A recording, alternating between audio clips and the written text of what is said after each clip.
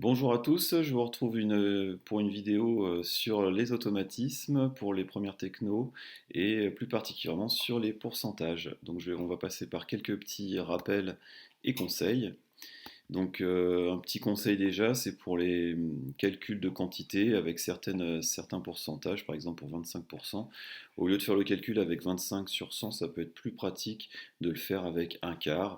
Et il en va de même pour 50% avec un demi, 75% avec trois quarts et 20% avec un cinquième. Donc n'oubliez pas ça, parfois ça peut simplifier fortement vos calculs. Ensuite, pour le taux de variation, je vous rappelle la formule, c'est arrivée moins départ sur départ. Bien vous souvenir de ça, le arrivée moins départ, et pas faire le plus grand moins le plus petit, c'est bien arrivée moins départ sur départ, ADD. Et généralement, on se retrouve avec une fraction et la mettre sur 100 pour pouvoir lire rapidement le pourcentage.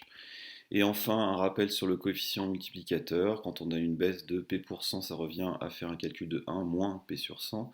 Et une hausse de P pour cent, ça revient à faire un calcul de 1 plus P sur 100. Donc ça veut dire que par exemple, si on a une baisse de 20%, on fait 1 moins 20%, ça nous donne 0,8. Ou une hausse de 20%, ça nous fait 1 plus 20 sur 100, c'est-à-dire 1,2 ou 1,20. Voilà, on va passer maintenant à vous de jouer. Et je vous rappelle un petit peu le déroulement. Lors de l'affichage du test, vous allez pouvoir mettre la vidéo en pause, répondre aux questions tranquillement et ensuite relancer la vidéo pour assister à la correction. Je vous conseille de mettre un petit chronomètre pour voir le temps que vous faites pour bien rester dans les clous de l'épreuve. Voilà la première partie du test, les 6 premières questions. Ensuite, il y aura une deuxième partie avec 5 autres questions. Je vous laisse mettre la vidéo en pause. Voilà, on va passer maintenant à la correction. Donc première question, c'était donner le coefficient multiplicateur correspondant à une hausse de 35%.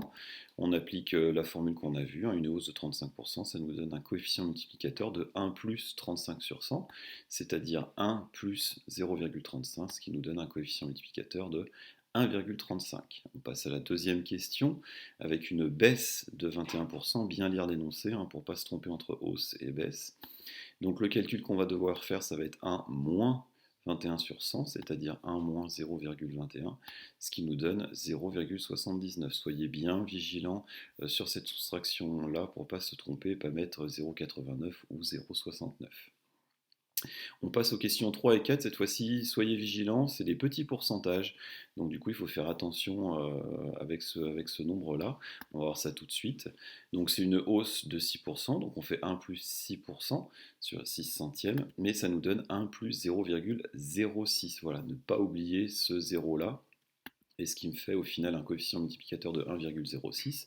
Et pour une baisse de 6%, ça va être 1 moins 6 sur 100, c'est-à-dire 1 moins 0,06, ce qui donne un coefficient multiplicateur de 0,94. On passe maintenant à l'exercice 5. On avait une calculatrice qui coûtait 81 euros et on avait une réduction de 20% dessus. Donc on va déjà calculer les 20% de 81 euros pour connaître le montant de la remise. Donc on fait comme calcul 81 fois 20 sur 100. Donc dans ce calcul-là, on peut faire 81 fois 2 et puis ensuite rajouter le 0 du 20. Ça nous simplifie un petit peu les calculs. Ça me fait 1620 sur 100 et divisé par 100, ça revient à décaler la virgule en haut de 2 rangs, ce qui donne 16,20. Donc du coup là on a le montant de la réduction, après il faudra qu'on fasse la soustraction par rapport à 81. Autre calcul qu'on aurait pu faire, c'est multiplier par 1 cinquième au lieu de multiplier par 20%. Je vous avais dit au début de la vidéo que c'était la même chose. Au niveau difficulté de calcul, c'est assez identique avec ce que je vous ai proposé en correction. Maintenant, on finit notre calcul, on fait 81 moins 16 sur 20, ce qui me fait 64,8 ou 64,80. N'hésitez pas à poser vos soustractions si jamais vous sentez que c'est un petit peu délicat. Pour la dernière question, à quelle évolution correspond un coefficient multiplicateur de 0,6? Là, soit vous êtes à l'aise avec les coefficients multiplicateurs, et dans ce cas-là, vous savez qu'un coefficient multiplicateur de 0,6, ça correspond à une baisse de 40%. Soit vous n'êtes pas à l'aise, donc je vous rappelle du coup comment est-ce qu'on fait. On part du coefficient multiplicateur, on lui fait moins 1, Ça me fait moins 0,4. Le moins, c'est parce que c'est un coefficient multiplicateur qui correspond à une baisse. Et le 0,4, on le multiplie par 100 pour obtenir notre pourcentage. Donc ça nous fait une baisse de 40%. Voilà l'ensemble des résultats de cette partie 1. On va pouvoir maintenant passer à la partie 2 du test. Je vous laisse mettre la vidéo en pause et la relancer pour assister à la correction. On va passer maintenant à la correction. Pour la question numéro 7, on vous demandait de calculer le taux d'évolution globale d'une hausse de 10% suivie d'une baisse de 20%. Attention, il ne faut pas additionner le 10% et le 20%. Ça ne fonctionne pas comme ça. On va déjà calculer le coefficient multiplicateur de la baisse de 10%, puis celle de la hausse de 10%, pardon, puis celle de la baisse de 20%, et on va les multiplier entre eux. Je vous ai rappelé ça dans le petit encadré là. Donc du coup, pour une hausse de 10%, on a un coefficient multiplicateur de 1 plus 0,1 ou 1 plus 10%, ce qui me fait un coefficient multiplicateur de 1,1. Et pour une baisse de 20%, on va avoir un coefficient multiplicateur de 1 moins 0,2, c'est-à-dire 0,8. Maintenant, je les multiplie entre eux.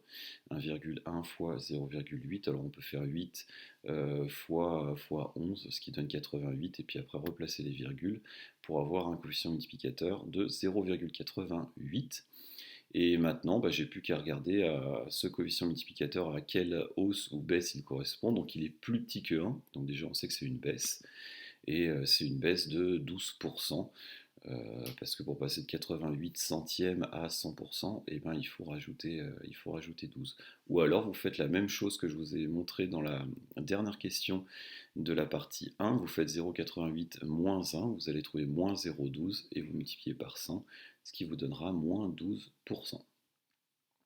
La question d'après, si on augmente une valeur de 10% et cette valeur initiale était de 240, combien est-ce qu'on va obtenir? Eh bien, je vais calculer les 10% de 240 tout simplement, donc en faisant 240 fois 10 sur 100. Là, dans ce cadre, il peut être intéressant, c'est de barrer autant de zéros en haut qu'en bas. Ça simplifie en principe fortement les calculs. Et du coup, si je regarde quel calcul il me reste à faire, il me reste à faire 24 sur 1 fois 1. Du coup, en fait, j'ai directement mon résultat, ça fait 24.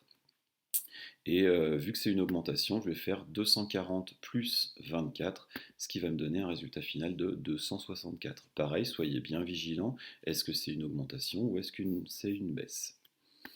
Question d'après, on a une baisse d'une valeur de 20% pour une valeur initiale de 240. Donc je calcule les 20% de 240. Ça me fait 240 fois 20 sur 100. Même remarque qu'avant, je peux barrer autant de zéros en haut qu'en bas. Et au niveau calcul, il me reste 24 fois 2 divisé par 1, ce qui me fait juste 24 fois 2 en fait, c'est-à-dire 48. Et là, attention, c'était une baisse. Donc je vais faire 240 moins 48, ce qui va me donner 192 en résultat final. Question suivante, là on va travailler sur le taux de variation. Donc du coup on va appliquer notre fameuse formule ADD, arrivée moins départ sur départ. Ça va me donner du coup 225 moins 250 moins 150 sur 150, ce qui me donne 75 sur 150. On peut le simplifier assez facilement, on voit que 75 c'est la moitié de 150, donc ça me fait 1 demi, et 1 demi c'est aussi 50 sur 100. Donc du coup on lit que le taux de variation c'est une hausse, un résultat positif de 50%. N'oubliez pas là le signe, c'est positif, ça correspondra à une hausse, et si c'est négatif, ça correspondra à une baisse. C'est ce qu'on va voir avec la dernière question. C'est toujours pareil, c'est un taux de variation, donc arrivée moins départ sur départ. Par contre, attention, là, l'arrivée, c'est 150, et le départ, c'est 200. Ce qui va me donner en calcul 150 moins 200 sur 200, ce qui me fait moins 50 sur 200. Là, on a bien une baisse, on est passé de 200 à 150. Et là, pour lire le résultat directement en pourcent, ce que je vais faire, c'est que je vais passer ma fraction qui est sur 200 en fraction sur 100. Et pour passer de 200 à 100, j'ai juste à diviser par 2 en haut et en bas, ce qui va me donner une baisse de 25 sur 100, donc une baisse de 25%. Voilà pour le résultat final de cette partie 2. N'hésitez pas, c'est à refaire de temps en temps cet exercice, donc revisionner la vidéo et puis la réactiver de temps en temps, notamment quand vous approchez de vos épreuves. Voilà, je vous remercie beaucoup de m'avoir suivi.